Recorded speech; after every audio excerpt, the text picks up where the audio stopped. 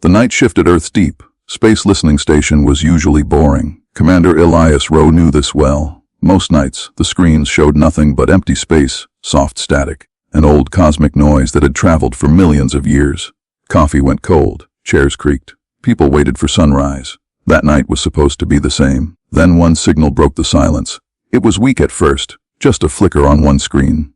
A strange spike that did not match any known pattern. An analyst frowned and leaned closer. "This isn't background noise," she said quietly. Rao stood up. The signal wasn't loud, it wasn't clear, but it was structured. That meant only one thing. Someone had sent it. The system tried to label it satellite. No. Natural source. No. Known alien channel. Also no. The signal didn't belong anywhere Earth had ever mapped. Could it be meant for us? Someone asked. Rao shook his head slowly. No, he said. If it were meant for us, it wouldn't be this hard to hear. They boosted the signal, cleaned it, broke it into layers. What they found made the room go quiet. It wasn't a greeting. It wasn't a warning to Earth. It was a record. A cold, official message passed between alien powers. No emotion, no drama, just facts, coordinates, timelines, and a final phrase that chilled everyone listening. Subject species scheduled for removal. At first, no one understood what that meant. Then the translation finished. The coordinates pointed to Earth. Someone laughed nervously. "That can't be right," he said. "We're not even part of their council." "That's the problem," Rowe replied. They replayed the message again and again. It wasn't an invasion plan. It was worse. It was a cleanup operation. Earth wasn't an enemy. Earth wasn't a threat. Earth was an inconvenience. The signal explained everything in calm detail. Humans were advancing too fast, too unpredictable, too emotional. Left alone, they might become a problem one day. So the decision had been made early, quietly, efficiently, without ever speaking to humans. A junior officer whispered, "They weren't going to fight us, they were going to erase us." Rao felt his jaw tighten. This signal had not been sent to Earth. It had leaked. A mistake. A whisper caught by the wrong ears. Protocol demanded one thing. Report it. Wait. Discuss. Vote. Rao looked at the countdown embedded in the signal. Time remaining 17 days. 17 days until removed from the map of the galaxy. He thought of cities asleep under dark skies, families, schools, morning traffic, normal life. No alarms, no warning, just silence. Rao turned away from the screen and walked to the secure line. "Wake the Defense Council," he said. "All of them?" Within hours, Earth's leaders were watching the same data. Some denied it, some panicked, some argued about politics and consequences. But the fleet commanders noticed something else. The signal's source. It wasn't far, too close for comfort. One admiral spoke softly. "They don't think we're listening." Another added, "They don't think we'll act." The room filled with tension. Human history had taught a hard lesson. When danger comes quietly, it is already too late. Outside, far from debates and speeches, engines began to warm. No public order was given. No permission was signed. Yet across hidden bases and silent docks, ships prepared to move. Earth had heard a secret it was never meant to hear, and humanity was done waiting to be erased in silence. The fleet began to launch. The meeting room was silent after the signal ended. Screens showed Earth, small and blue, floating like it always had, peaceful, unaware. President Hale broke the silence. "This could be fake," he said. "A trap, a test." Admiral Kincaid did not look away from the screen. "Sir," she replied, "no one spends this much effort planning a lie for a species they think doesn't matter." Around the table, arguments started. Some leaders wanted proof. Some wanted to reach out to the Galactic Council. Some said Earth should stay quiet and prepare defenses only. Everyone agreed on one thing. Launching ships without permission was unthinkable. Human fleets existed to protect Earth, not provoke the galaxy. Moving them beyond the system could be seen as an act of war. But the clock kept ticking. 16 days. 15. Commander Elias Rowe stood at the back of the room. He wasn't a politician. He wasn't there to argue. He was there because he had heard the signal first. "They aren't coming to negotiate," he said suddenly. All eyes turned toward him. "They've already decided." Rowe continued.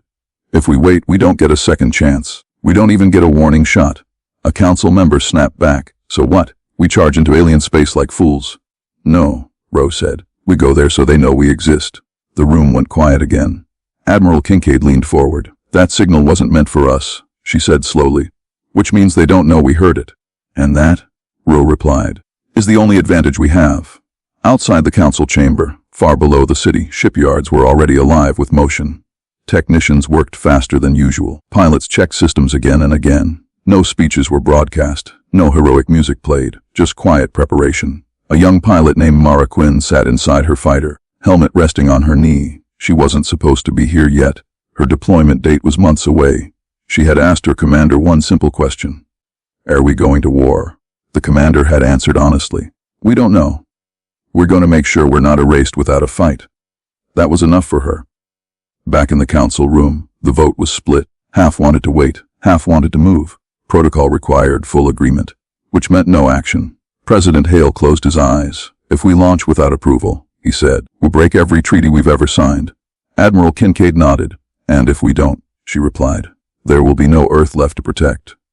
No one spoke for a long moment. Then something unexpected happened. A quiet alert appeared on the main screen. Fail each state to a CTIV. Rowe looked up sharply. That wasn't authorized, someone said. Admiral Kincaid smiled. Just a little. No, she said. It wasn't. Across Earth's hidden bases, engines ignited. Massive ships slid free from docks that had never been seen by the public. This was not a full mobilization. It was a decision made by people who understood time was the enemy. President Hale stared at the display. You're launching them? He said. They're already gone, Kincaid replied. Rowe watched the fleet icons move outward, one by one. There was fear in his chest, but there was also relief. For the first time since hearing the signal, Earth was not standing still. Deep in space, alien sensors flickered. Something had changed. Something unexpected. Humanity had not waited to be invited, had not asked for mercy, had not followed the script written for them. The fleet was moving, and somewhere in the dark between stars, someone was about to realize it. Earth was never as quiet or as helpless as the galaxy believed. The first alien sensor picked it up by accident. A routine scan, a lazy sweep of space that had been quiet for centuries. Then the alert flashed red. At first, the alien technician thought it was an error. The readings made no sense. Multiple ships, heavy mass, unusual engine patterns, and moving fast. This can't be right, the technician muttered. The system tried to classify the fleet.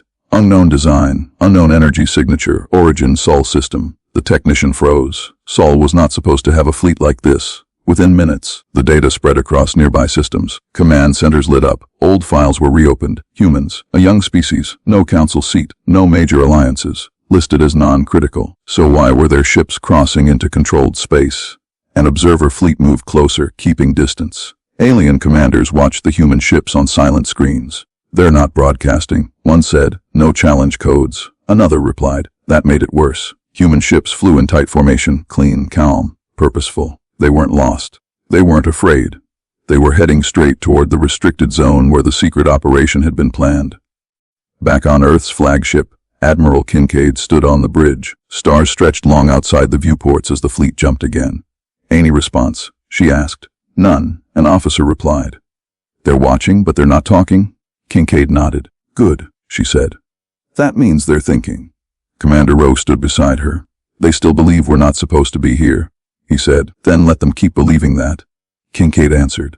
Across the galaxy, panic began quietly. Council members demanded updates. Military leaders argued over classifications. How did they build this?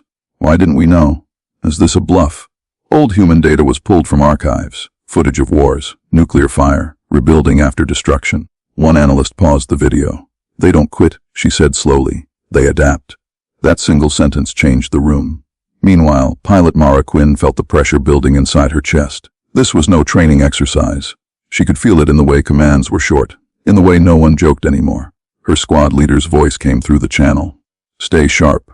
Eyes open. No hero moves. Mara swallowed. Yes, sir. Ahead of them, alien ships adjusted formation, weapons charged but not aimed.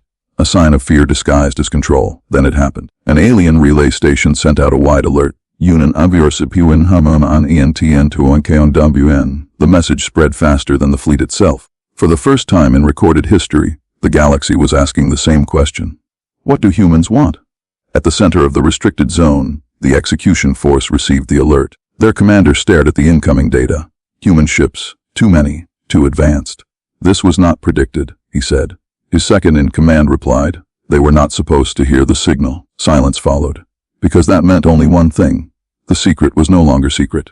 On Earth's flagship, a new alert appeared. Alien fleets were converging, not attacking, watching. Admiral Kincaid straightened her posture. They're surrounding us, an officer said. No, she replied calmly. They're containing us. Rao shook his head. They don't know what to do. Kincaid smiled slightly. Neither did we once, she said, before we learned. The human fleet slowed, then stopped. Right at the edge of forbidden space. No weapons fired. No words spoken. Just presence. Across the galaxy, one truth settled in. Earth had crossed a line no one expected them to see.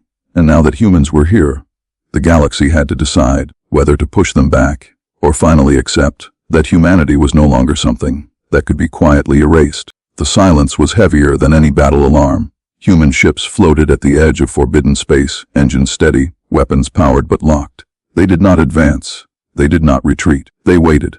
Across the void, alien fleets surrounded them in wide arcs, ships of many shapes and colors, some ancient, some advanced, all unsure. On the flagship, Admiral Kincaid stood with her hands behind her back. "They want us to speak first," an officer said quietly. "No," Kincaid replied. "They want us to blink." Commander Rowe watched the tactical display. Human ships were outnumbered. Not by much, but enough. Any mistake here would be remembered forever. Then an alien transmission came through. Not a threat, not a greeting, a demand. "Identify your authority to enter restricted space." Kincaid did not answer. Minutes passed. Alien commanders grew uneasy. Humans were breaking every expected rule. No warnings, no claims, no excuses. Another message arrived, sharper this time. "This operation does not concern your species." Rowe exhaled slowly. "They still think this is about territory," he said. Kincaid nodded. "Then it's time they learned," she replied. She turned to the communications officer. "Send the packet." The officer hesitated. "Just the packet, ma'am." "Just the packet," Kincaid confirmed. A single data burst left the flagship. No speech, no translation delays. Raw information. The intercepted signal, the execution schedule, the classification file, stamped clearly across it. Tarjeta for Removal. The data spread through alien networks like fire. On command ships across the restricted zone, alien leaders froze as they read it. Some rechecked the source. Others pulled internal records. It matched. The humans had not lied. They had uncovered something the galaxy preferred to keep quiet. An alien admiral slammed a clawed hand against a console. "This was meant to be contained," he hissed. Another replied, "It was meant to be invisible." Back on the human bridge, Mara Quinn's fighter trembled slightly as shields adjusted. Her heart was pounding, but her hands were steady. Her squad leader spoke calmly. "Remember this moment," he said. "Whatever happens next, history will start here." Around them, alien weapons powered higher. Not firing, but close. Fear does that. It makes hands twitch. A new alien transmission came in, slower now. "Careful. You were not authorized to see this information." Admiral Kincaid stepped forward. For the first time, she spoke. "We weren't authorized to be erased either. That was all. No shouting, no threats, just a fact." The silence returned, deeper than before. Alien commanders argued among themselves. The operation had been exposed, not just to humans, but to the wider galaxy. If Earth vanished now, questions would follow. Investigations. Unwanted attention. Humanity had not stopped the execution fleet with force. They had stopped it with witness. On one alien ship, a junior officer whispered, "They came all this way, just to be seen." "Yes," her commander replied slowly, "and that is worse."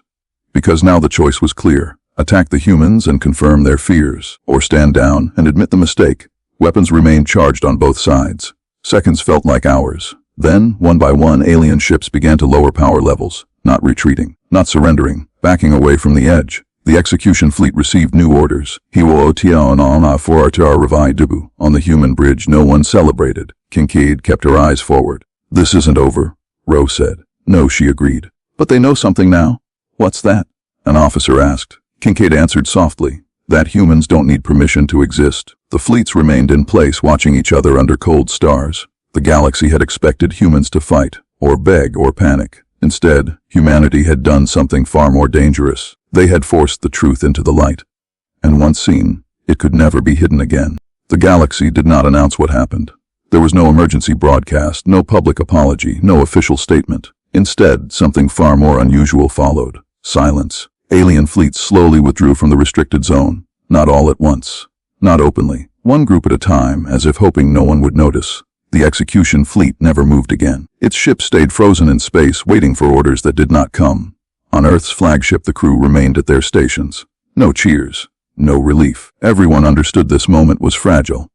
Commander Rowe watched the stars outside the viewport. "They're stepping back," he said. "But they won't admit wide." Admiral Kincaid nodded. "They don't need to," she replied. "Everyone already saw. Across alien space, information leaked the way it always did. Whispers moved faster than fleets. Earth was marked. Humans found out. Humans showed up anyway. Other species began reviewing old records. Forgotten signals, quiet decisions made behind closed doors. How many times had this happened before? And how many times had no one been there to listen? On Earth, the public was finally told part of the truth. Not everything, just enough.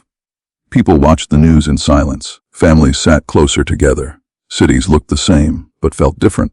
Humanity had been days away from removal, and most people had never known. Pilot Mara Quinn stood on the hangar deck after being cleared from duty. She removed her helmet and rested her head against her fighter. She thought about how close it had been, how the galaxy had almost decided Earth's future without asking. Her commander walked past and paused. "You did good out there," he said. Mara shook her head. "We didn't even fire," she replied. He smiled. "Exactly." In the weeks that followed, changes began quietly. Alien patrol routes shifted. Restricted zones were reclassified. Old laws were reconsidered. One by one, alien species requested contact with Earth. Not demands, not orders, conversations. They asked careful questions. How had humans advanced so fast? Why had they risked everything to show up uninvited? What would they have done if the galaxy had attacked? Earth's reply was always simple. We would have survived. That answer unsettled many, because it wasn't said with anger or pride, just certainty.